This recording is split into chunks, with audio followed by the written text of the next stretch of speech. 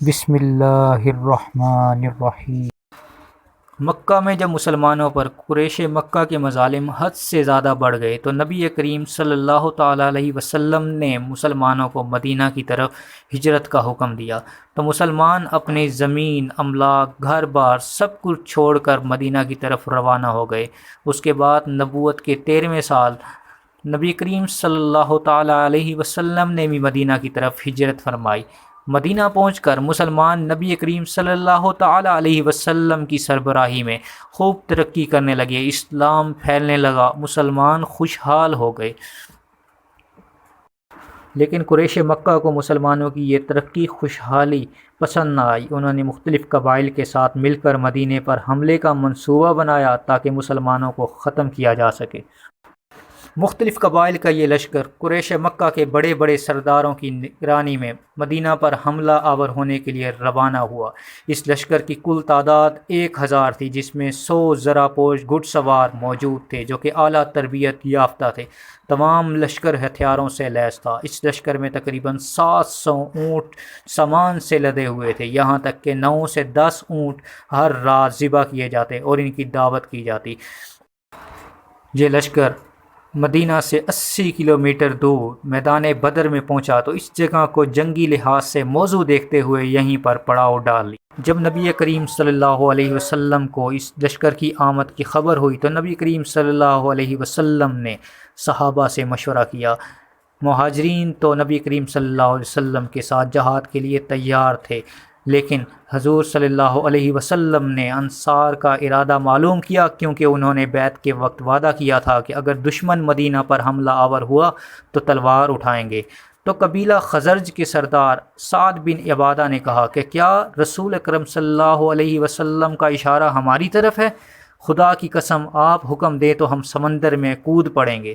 ان کا یہ جواب سن کر نبی کریم صلی اللہ علیہ وسلم نہایت خوش ہوئے۔ 12 رمضان المبارک 2 ہجری نبی کریم صلی اللہ علیہ وسلم اپنے 313 صحابہ کے ساتھ، جس میں 60 مہاجرین اور باقی انصار تھے، میدان بدر پہنچے، جہاں پر قریش پہلے ہی اپنے ڈیرے جما چکے تھے۔ نبی کریم صلی اللہ علیہ وسلم کے اس مبارک لشکر میں 2 گھڑ سوار 70 اونٹ شامل تھے۔ نبی کریم صلی اللہ علیہ وسلم میدان بدر میں پہنچ کر ایک چشمے کے قریب خیمہ زن ہوئے۔ یہ جگہ بلند تھی جہاں سے پورے میدان کا موازنہ کیا جا سکتا تھا، لیکن یہ جگہ ریتلی تھی جہاں پر گھوڑوں کے پاؤں دھنس جاتے تھے۔ لیکن اللہ تبارک و تعالیٰ نے مسلمانوں کی نصرت فرمائی۔ اللہ نے مسلمانوں پر بارش نازل فرمائی، جس سے یہ زمین جم گئی اور مسلمانوں کو چلنے پھرنے میں آسانی ہونے لگی۔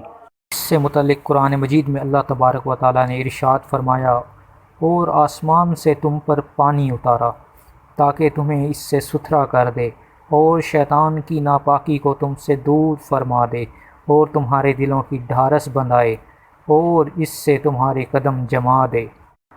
میدان بدر میں نبی کریم صلی اللہ علیہ وسلم جہاں خیمہ زن ہوئے، آج وہاں مسجد لریش واقع ہے۔ غزوہ بدر کی تاریخی رات نبی کریم صلی اللہ علیہ وسلم ہاتھ پھیلائے دعا فرما رہے تھے۔ نبی کریم صلی اللہ علیہ وسلم پر رکت طاری تھی۔ کبھی نبی کریم صلی اللہ علیہ وسلم کے کندھوں سے چادر گر جاتی اور آپ صلی اللہ علیہ وسلم اللہ سے مسلسل یہ دعا فرما رہے تھے، خدایا تو نے مجھ سے وعدہ کیا ہے، اسے پورا کر۔ اگر آج تیرے یہ چند بندے مٹ گئے تو پھر قیامت تک تیرے عبادت کرنے والا کوئی نہ ہوگا۔ حضرت ابوبکر صدیق رسول پاک صلی اللہ علیہ وسلم کو تسلی دیتے اور فرماتے کہ اللہ تبارک و تعالیٰ آپ کی ضرور مدد فرمائیں۔ 17 رمضان المبارک کی صبح مسلمانوں کا یہ لشکر کفار کے سامنے تھا۔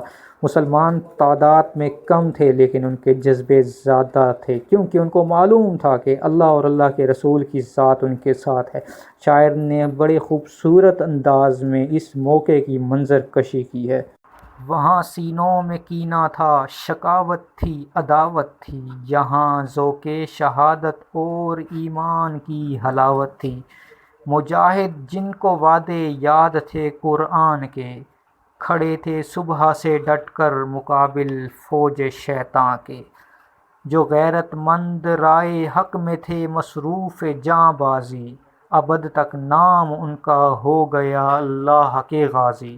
شہادت اعلیٰ منزل ہے مسلمان کی سعادت کی، وہ خوش قسمت ہے مل جائے جنہیں دولت شہادت کی، محمد کی محبت دین حق کی شرط اول ہے، اسی میں ہو اگر خامی تو سب کچھ نامکمل ہے، محمد کی غلامی ہے سند آزاد ہونے کی، خدا کے دامن توحید میں آباد ہونے کی۔ پہلے مزاربت کی جنگ ہوئی۔ قریش کے سپہ سالار عتبہ کو حضرت حمزہ اور حضرت علی رضی اللہ تعالی عنہ نے قتل کیا۔ عتبہ کے بھائی شیبہ کو حضرت علی رضی اللہ تعالیٰ کی تلوار نے ختم کیا۔ عبیدہ بن سعید کو حضرت زبیر رضی اللہ تعالیٰ عنہ نے مارا۔ اس کے بعد عام جنگ کا آغاز ہوا۔ مسلمان تعداد میں کم لیکن جذبہ ایمانی میں بہت زیادہ تھے۔ اللہ تبارک و تعالیٰ نے مسلمانوں کی مدد کے لیے پہلے 3000 اور اس کے بعد 5000 فرشتے اتارے۔ اس جنگ میں مسلمانوں کو فتح نصیب ہوئی۔ جنگ میں 14 مسلمان شہید ہوئے جس میں 8 انصار اور 6 مہاجر صحابہ تھے۔ ان صحابہ کی یادگار آج بھی میدان بدر میں موجود ہے، جس پر ان صحابہ کرام کے نام تحریر کیے ہوئے ہیں۔ ان صحابہ کرام کی تدفین میدان بدر میں ہی کر دی گئی۔ مشرکین مکہ اپنی 70 لاشیں، جن میں سرداروں کی لاشیں بھی موجود تھیں، میدان میں ہی چھوڑ کر فرار ہو گئے اور اس طرح مسلمانوں کو تاریخی فتح نصیب ہوئی۔ ان مشرکین اور سرداروں کی لاشوں کو گھسیٹ کر ایک گڑھے میں ڈال دیا گیا، جو کہ آج بھی میدان بدر میں موجود ہے۔ نبی کریم صلی اللہ علیہ وسلم اس گڑھے کے پاس گئے اور فرمایا، اے عتبہ بن ربیعہ، اے شیبہ بن ربیعہ، اے فلاں، کیا تم نے اپنے رب کے وعدے کو سچا پایا؟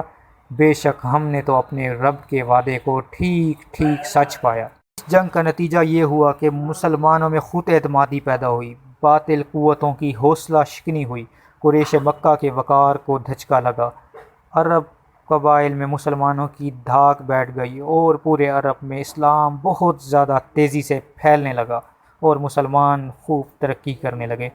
غزوہ بدر میں مسلمان تعداد میں کم تھے لیکن پھر بھی ان کو فتح نصیب ہوئی۔ اس کی وجہ یہ تھی کہ وہ اللہ تبارک و تعالیٰ کے احکامات اور نبی کریم صلی اللہ علیہ وسلم کی اتباع کرنے والے تھے۔ لیکن آج مسلمان تعداد میں بہت زیادہ ہیں لیکن دھکے کھا رہے ہیں۔ اس کی وجہ صرف اور صرف یہ ہے کہ مسلمانوں نے اللہ تبارک و تعالیٰ کے احکامات اور نبی کریم صلی اللہ علیہ وسلم کی اتباع کرنا چھوڑ دیا ہے۔ اگر آج بھی مسلمان اللہ کے احکامات اور احکام نبی کریم صلی اللہ علیہ وسلم کی سنت پر صحیح طرح سے عمل کرنے شروع ہو جائیں تو مسلمان دوبارہ اپنا عروج حاصل۔ فضائے بدر پیدا کر فرشتے تیری نصرت کو، اتر سکتے ہیں گردوں سے قطار اندر قطار اب بھی۔